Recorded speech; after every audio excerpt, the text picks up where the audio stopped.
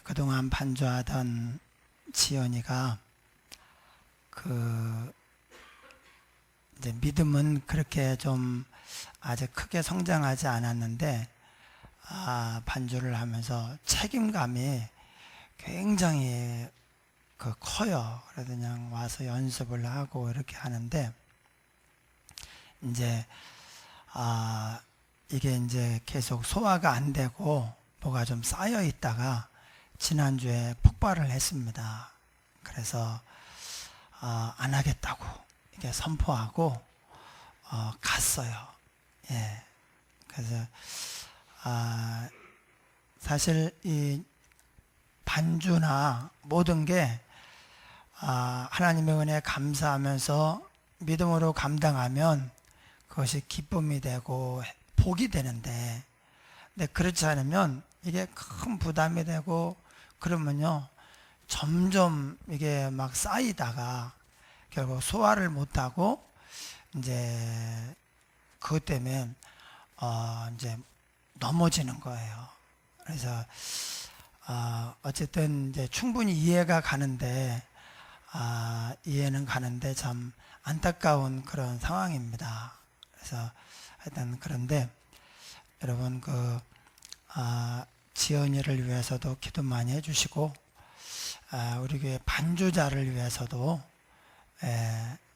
정말 믿음 좋은 그런 반주자가 딱 세워져서 예배가 원활하게 이루어질 수 있도록 기도해 주시기 바랍니다. 교회에 많은 어떤 직분들이 있어요. 교회가 이렇게 돌아가기 위해서. 근데 이제 그런 일 중에서 예배만 치면 예배에 있어서 이제 예배를 인도하고 설교하는 목사가 중요합니다. 그런데 또 예배 전체의 분위기를 좌우하는 게 반주자예요. 예. 그 정도로 반주자가 중요합니다. 다른 영역에서는 또 다른 사람이 중요합니다.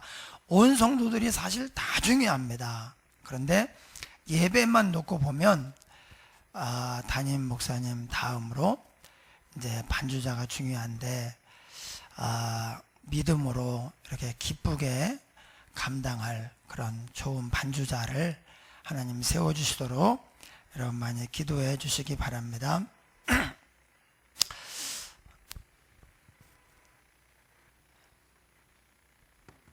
예, 우리 인사하겠습니다. 당신이 있어서 행복합니다. 당신이 있어서 행복합니다. 예.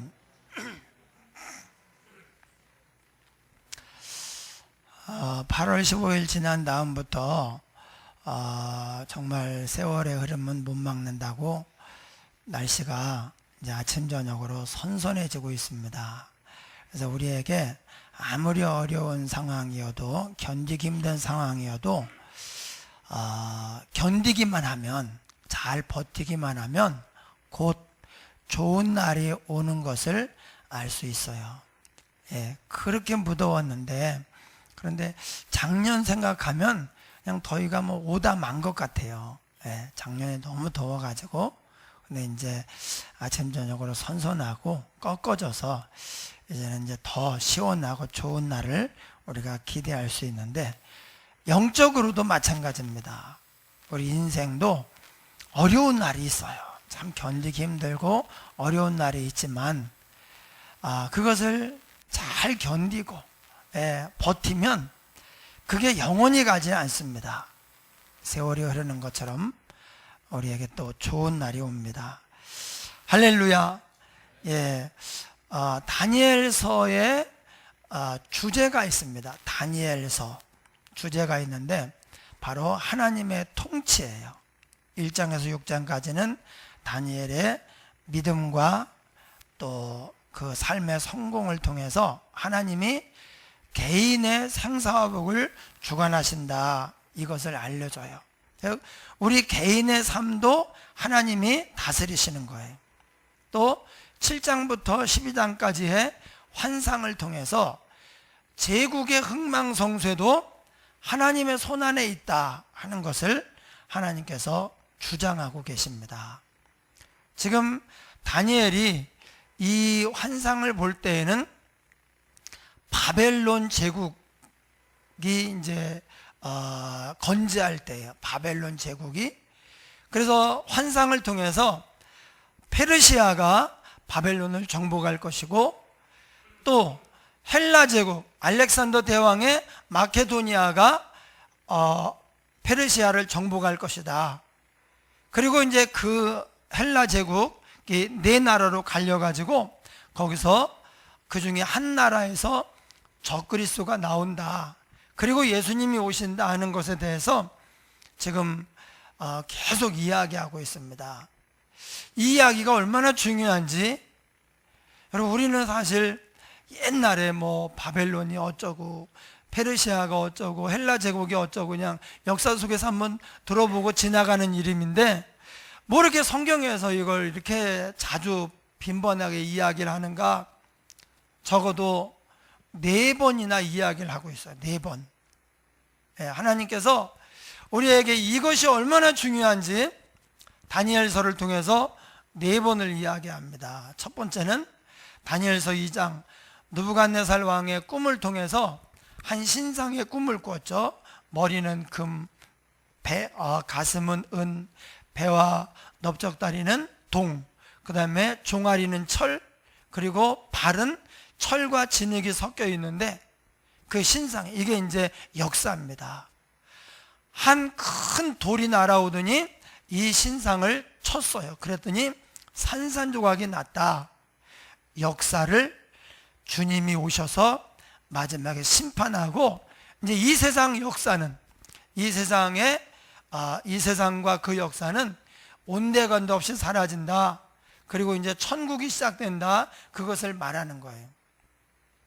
그리고 나서 이제 다니엘서 7장에 큰 바다에서 나오는 4짐승, 사자, 곰, 표범, 그리고 알 수 없는 짐승, 이것도 역시 마찬가지입니다. 바벨론, 페르시아, 또 헬라 제국, 그리고 적그리스 왕국입니다. 그리고 또 순양과 순염소의 환상을 보여주셨습니다.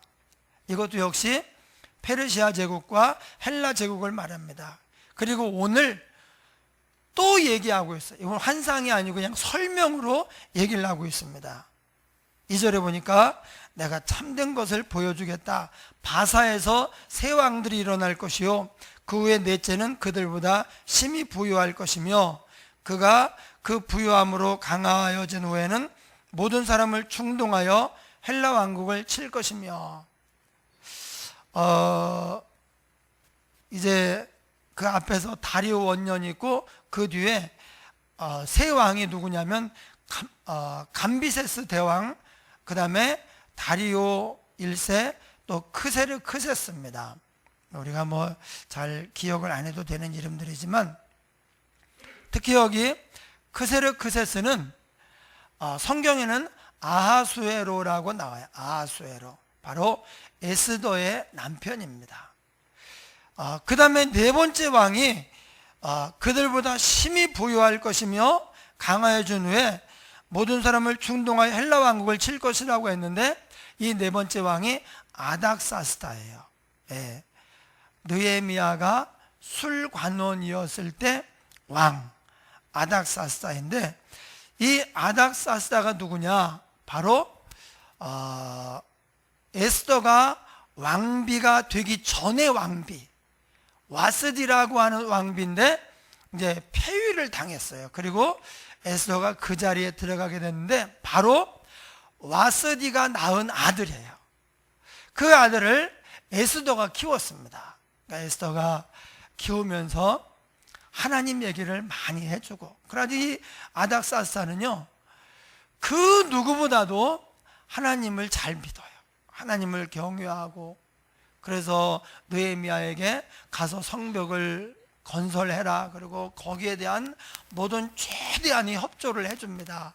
그러면서 하나님께 우리와 왕자들을 위해서 기도해라, 하나님에 대하여 함부로 얘기하는 자는 다 죽이겠다, 막 이렇게 하고 하는 그 왕이 아닥사스다예요.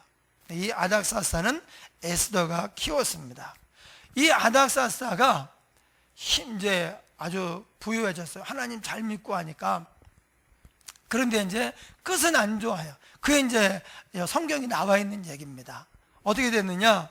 페르시아가 800척의 배를 가지고 해군, 대군을 거느리고 이제 그리스를 칩니다. 그 당시 그리스는 370척이 있었어요.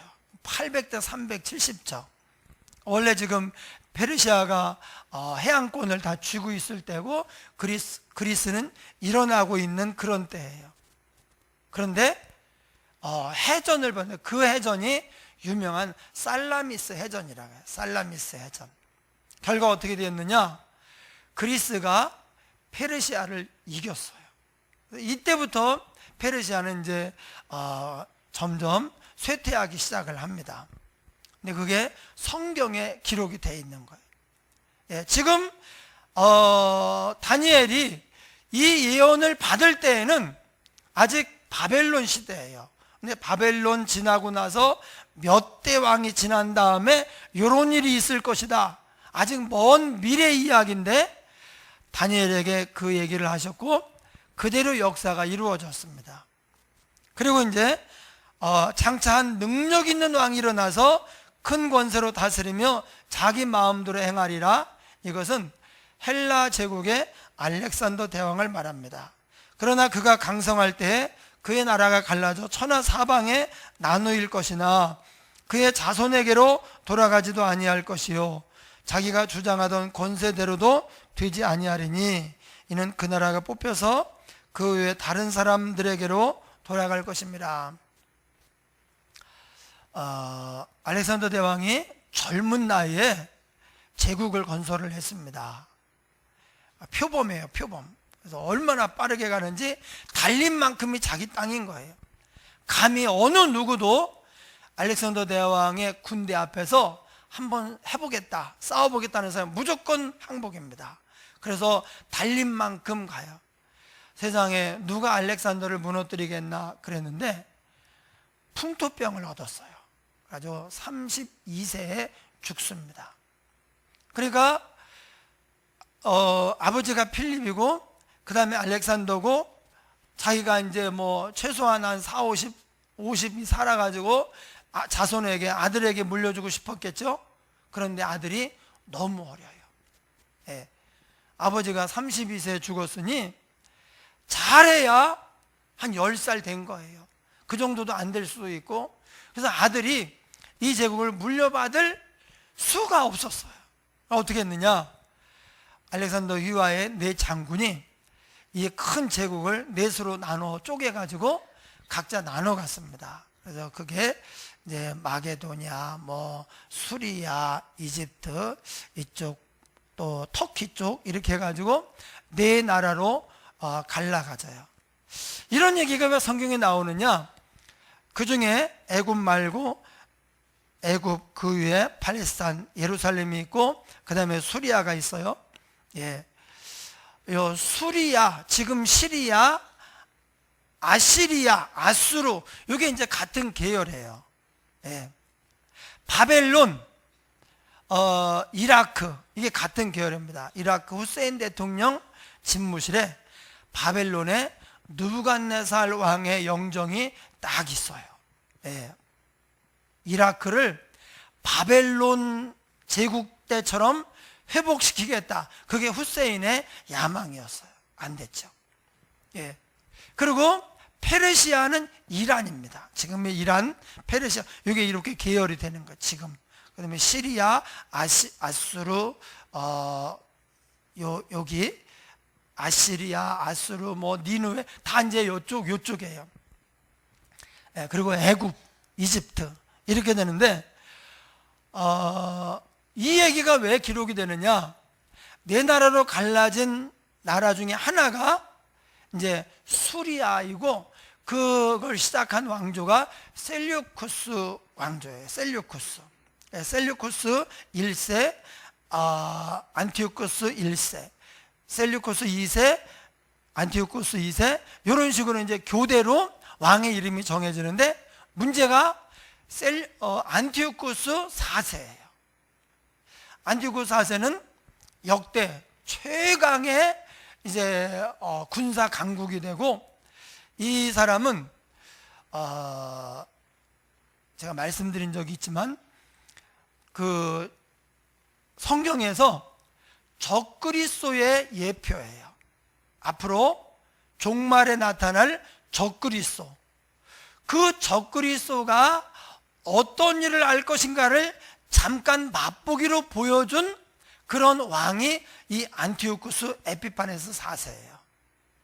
이 사람의 동전, 옛날에는 그 황제 재직 시에 그 왕의 초상을 담아가지고 이제 초상을 한 동전을 만들거든요. 그리고 이 동전에는 그 왕이 자랑스러워하는 직함, 그 왕이 누구냐 할 때 왕의 직함이 굉장히 많아요. 그런데 그 왕의 직함 중에 자랑스러운 것, 왕이 원하는 것을 여기 동전에 쫙 기록을 하는데, 안티오쿠스 에피파네스 4세의 동전 지금 많이 남아 있습니다, 고고학적으로. 그런데 그 동전에 뭐라고 써 있느냐?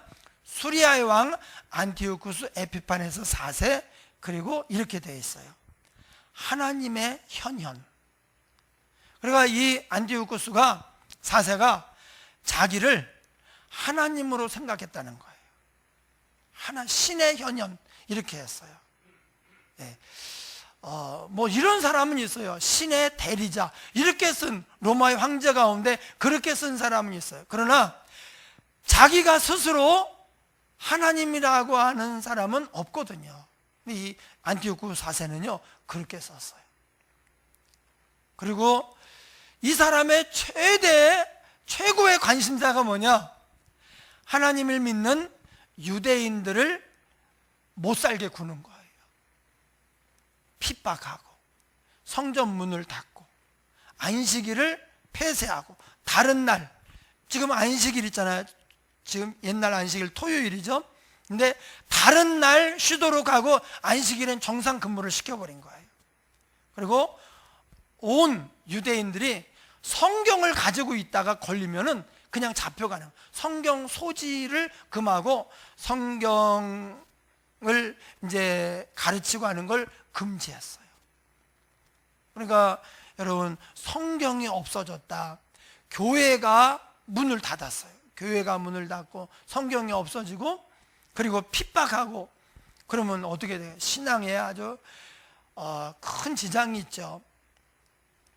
안티오쿠스 4세는 바로 하나님을 대적하여 세상을 미혹하고 믿는 사람들을 핍박하고 못 살게 굴었던, 이제 굴려고 이 땅에 올 적그리스도, 그 적그리스도를 예표하는 사람이에요. 그래서 다니엘서에 바벨론으로부터 시작해서 페르시아, 헬라 제국 넷으로 갈라지는데, 그 중에 하나가 수리아의 셀루쿠스 왕조, 거기서 이제 한 8번째쯤 나온 왕이 안티오쿠스 4세예요. 그리고 이게 실제로 그대로 이루어졌습니다. 뭐냐? 앞으로 이 세상이 이렇게 가다가 어느 때가 되면 적그리스도가 나타나요. 없던 나라예요. 왜냐하면 10뿔이 있는데, 요한계시록에 이 세상을 10뿔, 이제 10왕으로, 그러니까 모든 나라를 말합니다. 10뿔이 있는데 새 뿔이 하나가 돋았어요. 네.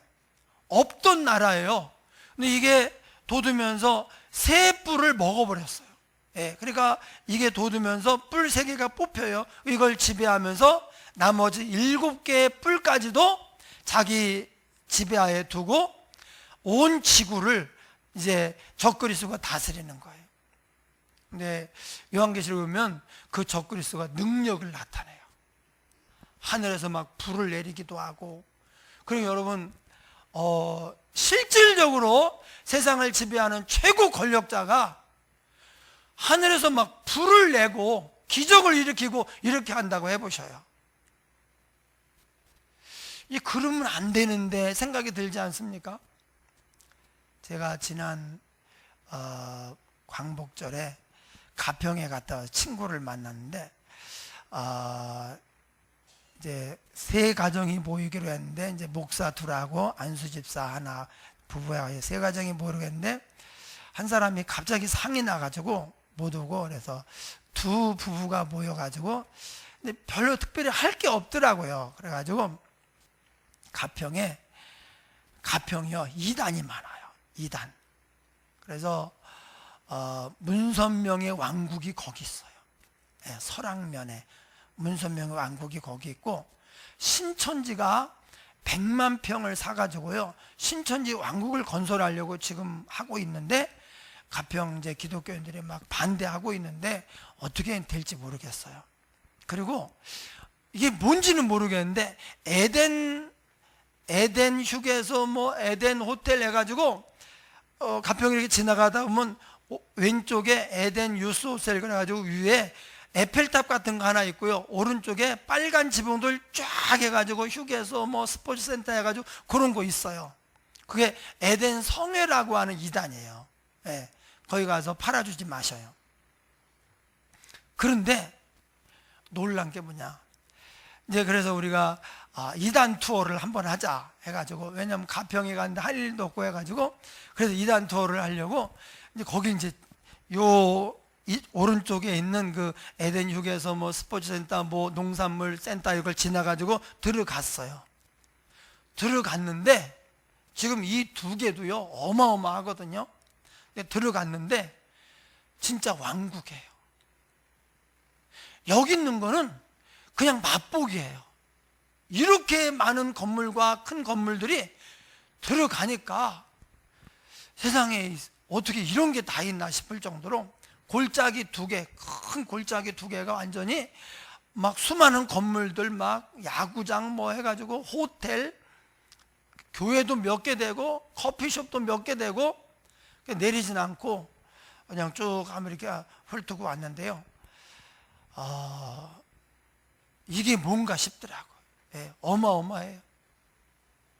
그래서 참 신기한 게, 그래도 우리 안수집사 하는 그 친구랑 얘기하기를, 이게 다 어떻게 된 거냐면, 이단에 빠진 사람들이 이제 전 재산을 거기다 바쳐요. 그리고 들어와 가지고 이제 여기서 판매도 하고 뭐 직원으로 있으면서 그냥 신앙 공동체로 천국을 기다리면 자기들만의 어떤 낙원을 만들겠다. 그게 이 세상 낙원인지 아니면 올 낙원인지 모르지만 그런 교리가 있는 거예요. 대부분 이단들은요 다 그런 교리가 있어요. 그래가지고 전 재산을 다 팔아 바쳐가지고 거기서 바치고는 이제 그런 걸 만들어 놓고 거기 직원으로 이렇게 이제 봉사를 하고 그러는 거예요. 또는 이제 서울에서 사업을 막 하면 서로 도와주면서 그렇게 하고, 이제 주일이 되면 다 내려와 가지고 여기서 예배를 드리는 거예요. 어마어마해요. 예. 그래서 이제 너무 기가 막혀 가지고, 이게 문선명 왕국은 다음에 가봐야 되겠다 하고 이제 하나만 보고 왔는데, 아니 어떻게 이단들은 어떻게 하길래 이렇게 집을 다 팔아 바치도록 하는가. 예, 정통 기독교 진리의 종교인 이 교회는 그런 경우가 없잖아요. 예, 그런데 어떻게 참, 그래서 미혹하는구나. 미혹. 여러분, 미혹을 당하면은 제정신이 없어요. 그러니까 그렇게 하는 거예요. 그런 시각으로 보고 가서 그 휴게소에 가서 이렇게 보는데 그 직원들이 다 이상해 보이더라고. 네. 우리 친구도 보태주기 싫어가지고, 그렇다고 가만히 있을 소리 가지고 호두과자 하나 사서 우리 기다리고 있다가 이제 만나가지고 갔다 왔는데요. 여러분, 그 적그리스도가, 거기 교주가 말이 기가 막힐 뿐만 아니라 만약에 능력이 나타난다면 어떡하겠습니까? 능력이 나타나. 기적을 일으켜. 여러분, 그러면 진리에 대한 확실한 인식이 안 돼 있는 사람은요, 뭐 말로 이렇게 기가 막히게 설득하는 건 물론이고 기적을 일으키니까 거기 안 넘어갈 수가 없는 거예요. 여러분, 우리가 말세가 될수록 복음 진리에 딱딱하게 여기에 붙들려 있지 않으면 넘어갈 수밖에 없어요. 만약에 초신자를 데리고 가가지고 그걸 탐방을 시키면서 우리 종교가 이렇게 참 번성하고 대단하다, 너도 이제 여기 와서 하면 또 일자리도 얻을 수 있고 하여튼 살 걱정은 하지 마라, 그러면 넘어갈 것 같아요. 예. 진리에 붙잡혀 있지 않으면 우리 힘으로는요, 사람의 생각으로는 그것을 버틸 수가 없어요. 근데 마지막에 적그리스도가 딱 그렇게 오는 거예요. 세상 최고 권력자예요. 자기 마음대로 다 합니다. 그런데 능력을 나타내요. 기적을 일으켜요. 그러니까 어떻게 보면 세상을 다 가지고 막 지 맘대로 하면서 기독교인들을 막 좌지우지하고 핍박하고 그냥 쫓아내고 죽이고, 그러니까 정말 하나님이 살아계신가 아닌가, 왜 교회가 이렇게 돼야 되는가, 하나님이 살아계시면 어떻게 이럴 수가 있는가, 그런 의문을 교회 다니는 사람들도 가지게 되는 거예요. 예. 그때가 어떤 때냐, 주님이 오실 날이 얼마 안 남은 거예요. 예. 그래서 그리고 나서 이제 마지막에 주님이 딱 오시는데, 주님이 나타나시면 아무도 우리 주님을 대적할 수 없고, 그렇게 기세등등한 적그리스도도 예수님 앞에서는 바람 앞에 등불같이 힘 한번 못 써보고 쫓겨나가는 거예요. 여러분 믿으시기 바랍니다. 우리가 믿음 생활을 제대로 하지 않으면 이 세상의 파도, 또 적그리스도의 어떤 위협이나 미혹 앞에서 우리가 믿음을 지키기가 참 어렵습니다. 그래서 믿음으로 살아야 믿음으로 죽을 수 있고, 믿음을 붙잡고 사는 사람이 그 믿음이 우리를 딱 붙잡아 주는 거예요. 내 힘으로는 못 붙잡고 있습니다. 예. 그런데 말씀이, 하나님이 우리를 딱 붙잡으시면 가장 안심할 수가 있는 거죠. 그래서 우리가 십자가를 지고 가잖아요.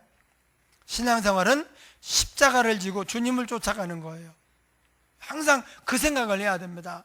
십자가를 지고 가면 어느 순간에 그 십자가가 나를 태우고 천국길로 가는 거예요. 내가 십자가를 지지 않으면 십자가도 나를 태워주지 않습니다. 예. 그래서 그런 이야기를 지금 하고 있는 거예요. 그래서 이제 페르시아 제국 세 왕, 그리고 네 번째 왕, 그리고 헬라 제국의 강한 왕이 나타나고, 이제 그가 자기 마음대로 되지 않고 자손들에게도 이 나라를 물려주지 못하고 이제 그렇게 돼요. 지금 하나님의 뜻대로 다 되었습니다. 이제 그 뒤를 이어서 적그리스도가 또 나타나게 됩니다. 1절에 보면 이렇게 되어 있습니다. 내가 또 메대 사람 다리오 원년에 일어나 그를 도와서 그를 강하게 한 일이 있었느니라. 그 거대한, 그 강력한 제국 바벨론을 누가 이 나라를 대적할 것인가? 아무도 없다고 했어요. 사자가 나타났더니 아무도 대적할 수 없더라. 그런데 페르시아가 바벨론을 무너뜨렸어요. 어떻게 그랬는가? 그 이유가 딱 하나입니다. 뭐냐? 내가 메대 사람 다리오 원년에 일어나 그를 도와서 그를 강하게 한 일이 있었느니라. 과거로 되어 있지만요, 다니엘의 입장에서는 미래입니다. 예. 사실 하나님께는 과거, 현재, 미래가 없습니다. 시간을 초월해 계시기 때문에 과거, 현재, 미래가 없어요. 그런데 하나님이 다리오를 강하게 하니까, 하나님께서 페르시아를 밀어주다가 손을 띄고 다리오를 강하게 하니까 페르시아가 꼼짝을 못하고 무너지는 거예요. 여러분, 하나님이 강하게 하십니다. 개인도 하나님이 강하게 하시면 강해지는 거예요. 나라도 마찬가지입니다. 우리 힘으로는 되는 것이 아니에요. 우리도 열심히 해야 돼, 잘해야 됩니다. 그러나 하나님이 손 놔버리면 그때부터 쇠퇴의 길로 가는 거예요. 여러분, 어느 나라, 어떤 백성이 자기 나라가 망하기를 바라겠어요? 예. 요즘 베네수엘라가 아주 참 세계에서 제일 지금 어려움을 많이 겪고 있는 나라예요. 그런데 놀라운 것은 그 나라의 석유 매장량이 그렇게 많대요. 석유값이 떨어지니까 이게 지금 나라가 완전히 쪽박을 차게 됐어요. 어떻게 석유가 그렇게 많은데 이렇게 이런 일이 벌어지나. 석유를 그냥 군부나 그 대통령이 그냥 독점을 해가지고 자기들 백성들 나라를 발전시키는 게 쓰지 않고 그렇게 하니까 지금 굉장히 어려운 시기가 왔어요. 그래서 인플레이션이 얼마나 심한지 무슨 오이 하나를 살려면 막 이만한 가방에다가 돈을 한가득 가져가야 돼. 그러니까 살 수가 없는 거예요.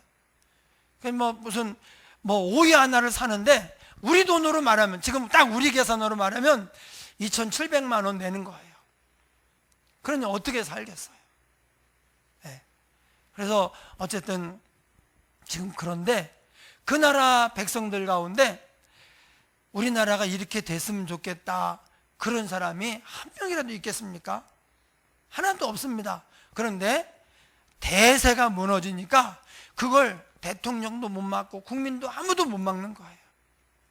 우리가 지금까지 일제에 시달리고 전쟁으로 폐허가 되고 그리고 나서 이만큼 지금 이 나라를 건설해 온 것, 우리 국민들의 지혜와 근면도 큰 역할을 합니다. 그런데 그게 다가 아닙니다. 하나님이 우리나라를 딱 붙잡아 가지고 세우신 거예요. 할렐루야. 지금도 마찬가지고 앞으로도 마찬가지입니다. 하나님이 밀어주면 강하게 되고 번성합니다. 하나님이 손을 띄면 무너지게 돼 있습니다. 개인도 똑같습니다. 그래서 우리가 세상이나 이 세상을 의지하지 말고, 세상을 사랑하지 말고 마음을 다해서 하나님을 사랑하며 나아가야 돼요. 예, 우리 개인의 생사화복이 하나님께 달려있고, 인간, 이 제국의 나라의 흥망성쇠도 하나님께 달려있어요. 이것에 대해서 다윗이 이런 고백을 했어요. 다윗이 이제 나이가 많이 들었습니다. 죽을 날이 얼마 안 남았어요. 그래서 다윗이 회중을 이제 마지막으로 만났어요. 예, 그 뒤에도 이제 솔로몬을 만나고 얘기도 했지만 회중을 마지막으로 만난 자리에서 다윗이 자기의 지나간 삶을 회고하면서 신앙을 고백하면서 하나님께 감사하며 찬양을 하는 그런 와중에 다윗이 이런 고백을 합니다. 역대상 29장 11절 이렇게 고백을 해요. 여호와여, 위대하심과 권능과 영광과 승리와 위엄이 다 주께 속하였사오니 천지에 있는 것이 다 주의 것이로소이다. 여호와여, 주권도 주께 속하였으니 주는 높으사 만물의 머리이심이니이다. 12절 부와 귀가 주께로 말미암고 또 주는 만물의 주제가 되사 손에 권세와 능력이 있사오니 모든 사람을 크게 하심과 강하게 하심이 주의 손에 있나이다. 이것이 다윗이 이제 죽기 직전 온 백성들을 만난 자리에서 마지막으로 백성들에게 어떻게 살아야 되는가를 이야기하면서 하나님의 은혜에 대하여 이렇게 고백을 했어요. 모든 사람을 크게 하심과 강하게 하심이 주의 손에 있나이다.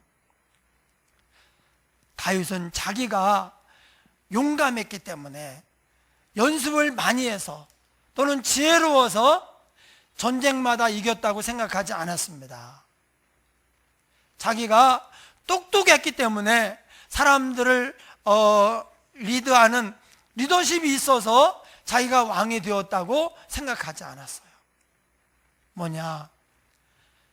사람을 강하게 하시는 하나님께서 다윗을 붙잡아서 크게 하시고 강하게 하셨기 때문에, 그래서 자기는 왕이 되었고 전쟁마다, 치룬 전쟁마다 다 이겼다고 이렇게 고백을 합니다. 여러분은 우리의 그 신앙생활과 인생을 돌아볼 때 하나님과의 관계 속에서 어떤 고백을 할 수 있겠습니까? 예. 내 인생을 볼 때 하나님은 이런 분이다, 하나님이 이렇게 하셨다고 그렇게 고백할 만한 주제가 있어야 돼요. 예. 하나님 좋으신 분이야, 크신 분이야, 그게 아니라 내 인생을 통해서 이제 고백할 수 있는 그런 내용이 있어야 됩니다. 여러분은 뭐라고 고백하겠습니까? 우리가 하나님께 모든 것이 달려있다는 것을 믿어야 됩니다. 하나님의 손에 달려있다. 사람이 크는 것도, 강하게 되는 것도, 우리 자녀들이 번성하는 것도 하나님께 달려있어요. 예. 물론 우리도 노력을 해야 됩니다. 근데 그건 결정적인 게 아니에요. 오늘 아침에 우리 주홍진 집사님이 배감에 가서 이제 식자재를 가져왔는데, 요번에 김치를 많이 가졌어요. 예, 올해는 이제 우리 교회가 김장을 안 하려고 그렇게 마음을 먹고 있는데, 김치를 그냥 얼마나 많이 가져왔는지, 우리 김장 할 만큼 우리가 김장을 하면 요 정도 하는데 거의 그만큼 가져온 것 같아요. 그래서 김치를 가져와가지고 하는데, 그거 실러 가가지고 혼자 그걸 막 실는데 아주 얼마나 힘들겠어요. 와서 우리 또 최영민 집사님도 오고 아들도 오고 해가지고 이렇게 저도 또 오고 해서 같이 이렇게 날랐거든요. 여러 사람이 하는데도 힘들더라고, 이제 날르는데. 그래서 이제 그걸 생각하면서 이런 생각을 했어요. 참 하나님의 은혜다. 여러분, 이게 우리가 산 게 아니고 노력을 해서 재료를 해서 우리가 만든 게 아니거든요. 그냥 하나님이 우리에게 주신 거예요. 예.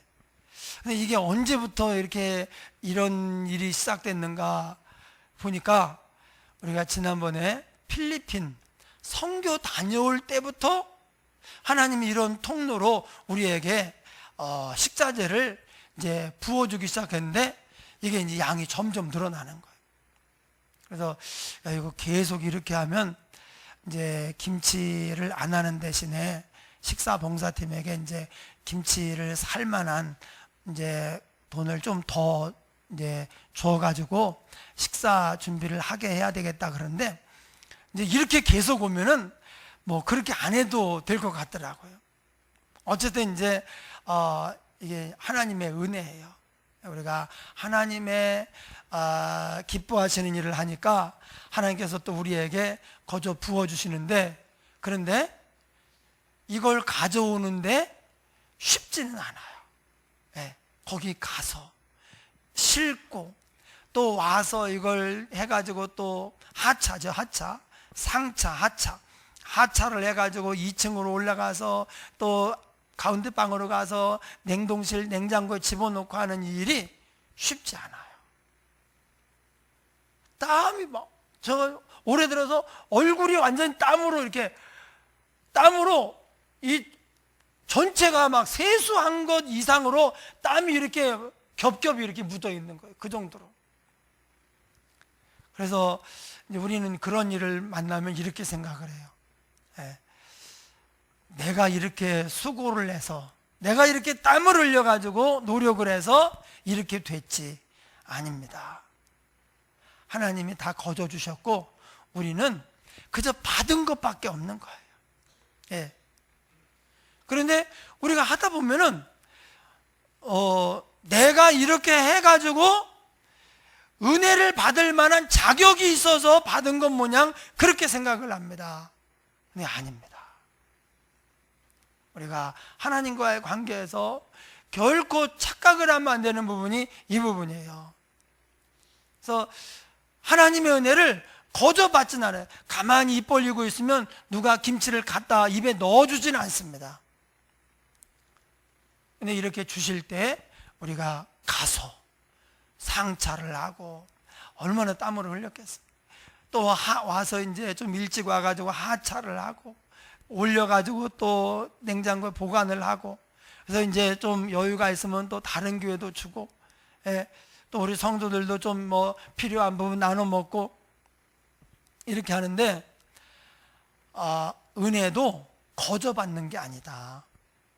그러나 내가 수고하고 땀을 흘렸다고 해서 그 은혜에 대한 값을 치른 게 아니에요. 결코 그렇지 않습니다. 제가 정말 땀 많이 흘려서 주일날 설교하는데 이제 미리 왔죠. 그래서 옷 갈아입고 와가지고 그냥 그걸 하는데, 그러나 그것은 하나님이 베푸신 은혜, 그걸 이제 조금 받는, 그냥 받았을 뿐이에요. 여러분, 받은 게 뭐가 은혜? 이게 뭐 수고예요. 받은 게. 하나님과의 관계에서 하나님 은혜를 베푸시고 우리는 그냥 받았을 뿐이에요. 이것을 늘 기억할 때 우리가 하나님의 그 크게 하심과 강하게 하심, 그 손길을 떠나지 않고 늘 은혜의 가운데 머물러 있을 수가 있습니다. 그렇지 않으면 자꾸 내가 나와요. 내가 이렇게 했는데, 내가 땀을 이렇게 흘렸는데, 세상에 주일날 이렇게 땀 흘린 목사 있으면 나와보라고 해라. 진짜 우리 주홍 집사님은 그런 말 할 만도 한데 기쁘게 또 감당하고 있어요. 그래서 그런지 또 우리 박옥래 원사님이냐 보신탕을 또 한 그릇 그냥 해가지고 아침 드시라고 그렇게. 여러분, 내가 아니라 하나님이 한 것입니다. 다윗이 뭐라고 말합니까? 다윗 잘했어요. 믿음 좋고 용기 있고 지혜롭습니다. 그런데 하나님, 내가 한 것이 아니라 하나님이 크게 하셨고 하나님이 강하게 하셨습니다. 하나님 감사합니다. 처음부터 끝까지 이런 마음으로 살아간 거예요. 우리가 그런 마음으로 살아갈 때 넘치는 은혜 가운데에서 우리도 하나님이 귀하게 여기시고 강하게 하시고, 또 다음 세대도 우리 후손들도 또 하나님이 번성하게 하시고 크게 하시는 것입니다. 할렐루야. 하나님이 강하게 하시는 것을 늘 믿고 그 은혜 가운데 머물러 있게 하옵소서. 우리 한번 통성으로 기도하겠습니다. 하나님 아버지, 감사합니다. 제국의 흥망성쇠 속에서 하나님이 강하게 하시면 승리하고 하나님의 손을 떼면 무너집니다. 개인도 마찬가지입니다. 우리가 하나님의 능하신 손 아래서 겸손하게 하옵소서. 모든 사람을 강하게 하심과 크게 하심이 하나님